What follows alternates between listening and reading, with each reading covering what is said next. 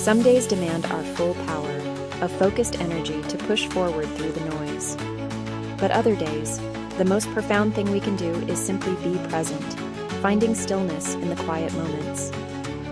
We're often told that to change our lives, we need a grand, dramatic gesture. Society glorifies that relentless intensity, the hustle, the grind, the constant push for more. But true, lasting transformation rarely arrives with a thunderclap.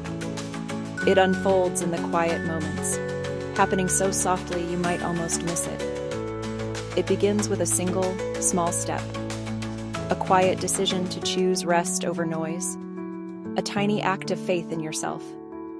Each gentle effort compounds, building momentum almost invisibly. Healing isn't loud, and real progress isn't always dramatic.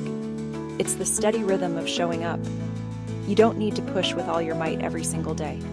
Sometimes the greatest victory is found in simply continuing, one soft step at a time. Consistency matters more than force. Honor your gentle progress today, each quiet step you've taken on this path. It's real, and it counts more than you can imagine. This journey is building a more resilient and peaceful you.